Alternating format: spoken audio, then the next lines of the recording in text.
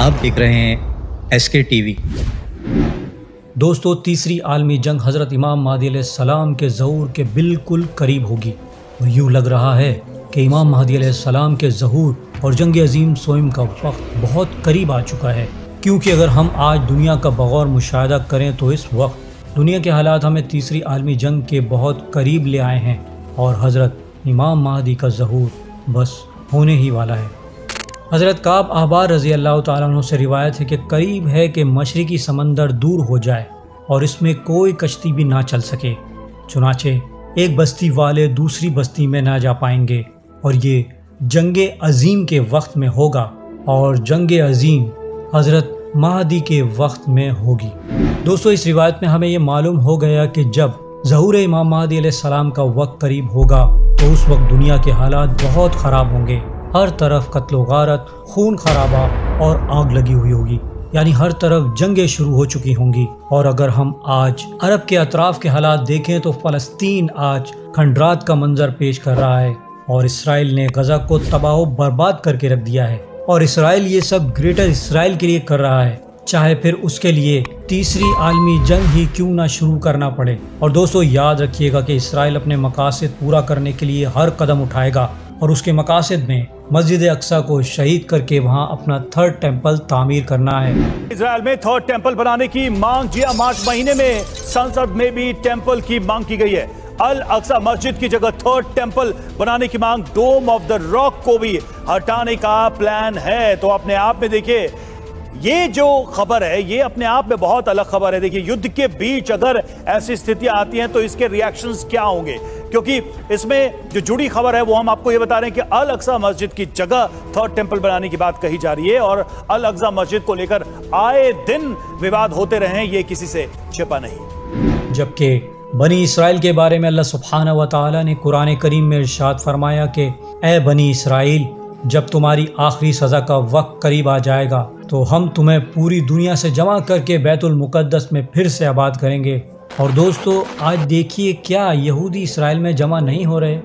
رہے ہیں، اور کیا وہ لوگ دوبارہ اپنی سازشوں میں مصروف نہیں ہو گئے جو ان کی خصلت ہے؟ اور آپ دیکھیے کہ ان کی سازشیں اس قدر بڑھ چکی ہیں کہ 20-22 لاکھ غزہ کے مسلمانوں کی زندگیوں کی ان لوگوں کی نگاہ میں کوئی حیثیت نہیں، اور اسرائیل صرف اپنے 2 مقاصد پورے کرنے کے لیے اپنی تمام کوششیں کر رہا ہے۔ نمبر 1 گریٹر اسرائیل، اور نمبر 2 مسجد اقصیٰ کی جگہ ہیکل سلیمانی تعمیر کرنا، تاکہ ان کا مسیحا دنیا کے سامنے ظاہر ہو سکے۔ مگر دوستو، یاد رکھیے گا، نہ اسرائیل کے لیے مسجد اقصیٰ شہید کرنا آسان ہے، اور نہ ہی یہ لوگ گریٹر اسرائیل بنا سکتے ہیں، کیونکہ بیت المقدس کے اطراف میں اللہ سبحانہ و تعالیٰ کے ایسے مجاہدین اسلام موجود ہیں جن کے متعلق حدیث پاک میں بیان کیا گیا ہے کہ ایک جماعت بیت المقدس کے ارد گرد ایسی ہوگی جو بیت المقدس کے اطراف میں جہاد کرتی رہے گی۔ اور آج دیکھیے کہ کیا اللہ سبحانہ و تعالیٰ کے سچے مجاہدین اسلام وہاں موجود نہیں جو اسرائیل سے جنگ کر رہے ہیں اور بیت المقدس کا دفاع کر رہے ہیں؟ وہی لوگ ہیں جو اللہ سبحانہ و تعالیٰ کے سچے دوست ہیں اور ایمان والے ہیں، اور وہ ڈائریکٹ یہود و نصارہ سے برسرے پیکار ہیں، اور اپنی زندگیوں کی پرواہ کیے بغیر دین اسلام کی سربلندی کے لیے اپنی جانوں کا نذرانہ پیش کر رہے ہیں۔ اور دوستو، غزہ میں جو ظلم ہو رہا ہے اس کے بعد اب وقت بہت قریب آ چکا ہے، اور ظہور امام مہدی کا وقت زیادہ دور نہیں، کیونکہ دنیا میں جو ظلم و ستم آج ہم دیکھ رہے ہیں یہ حق و باطل کا آخری مارکا ہے، کیونکہ جو مہلت یہود کو اللہ سبحانہ و تعالیٰ نے عطا کر رکھی تھی وہ ختم ہوئی چاہتی ہے، اور انشاءاللہ یہود و نصارہ کے زوال کا وقت اب شروع ہوا چاہتا ہے، کیونکہ اس دور فتن میں شیطان اور دجال کو خوش کرنے کے لیے ان لوگوں نے اس روئے زمین پر ہر وہ کام کیا جس سے انسانوں کو اللہ سبحانہ و تعالیٰ کی نظروں میں گرا دیا جائے، اور شیطان ابلیس یہ کہہ سکے